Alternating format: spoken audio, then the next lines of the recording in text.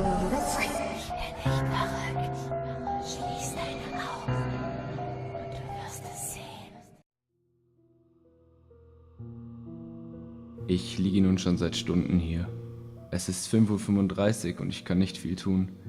Weißt du, was das Schlimmste an dieser Situation ist? Ich bin im selben Zimmer wie meine Eltern.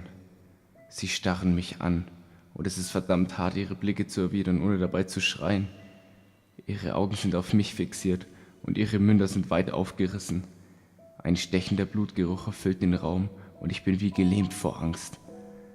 Also, sobald ich auch nur das kleinste Anzeichen von mir gebe, das darauf hindeutet, dass ich wach bin, bin ich tot. Ich werde sterben und niemand ist da, der mich retten kann. Ich habe über meine Flucht nachgedacht, doch die einzige Idee, die mir gekommen ist, wäre, meine Beine in die Hand zu nehmen und so schnell wie nur irgend möglich durch die Haustür nach draußen zu rennen und um Hilfe zu schreien, in der Hoffnung, dass die Nachbarn mich hören. Es ist riskant, aber wenn ich hier bleibe, werde ich ganz sicher sterben. Es wartet darauf, dass ich aufwache und sein Meisterwerk betrachte. Du fragst dich sicher, was überhaupt los ist. Ich neige manchmal dazu, in meinen Gedanken zu versinken. Vor etwa 3 Stunden hörte ich Schreie aus einem anderen Teil des Hauses. Ich bin sofort aufgesprungen und war dabei, nach der Lärmquelle zu suchen, als ich plötzlich merkte, dass ich dringend mal auf die Toilette muss. Anstatt logisch zu denken und den Lärm zu untersuchen, bin ich erstmal auf die Toilette gegangen.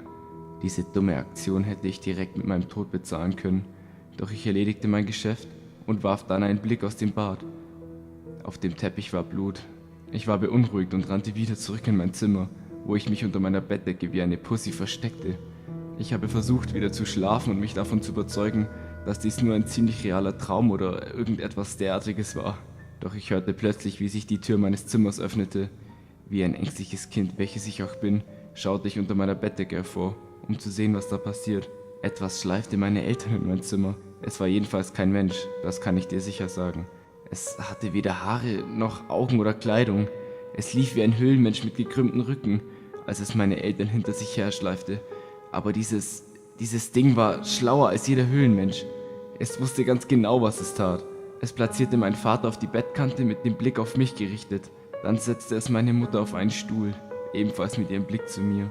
Darauf rieb es seine Hände an den Wänden, worauf diese mit Blut verschmiert waren. Es zeichnete ein Pentagramm aus dem Blut auf die Wand. Dieses Ding hatte etwas getan, was es wohl als Meisterwerk bezeichnete. Um es zu vollenden, schrieb es eine Nachricht an die Wand, die ich jedoch in der Dunkelheit nicht lesen konnte. Danach kroch es unter mein Bett, darauf wartend zuschlagen zu können. Am gruseligsten ist aber, dass sich meine Augen mittlerweile an die Dunkelheit gewöhnt haben und ich die Nachricht an der Wand lesen kann. Ich will eigentlich nicht hinschauen, denn es ist schrecklich, darüber nachzudenken. Aber ich denke, ich muss es sehen, bevor ich sterben werde. Ich wage einen Blick auf das Meisterwerk der Kreatur. Ich weiß, dass du wach bist.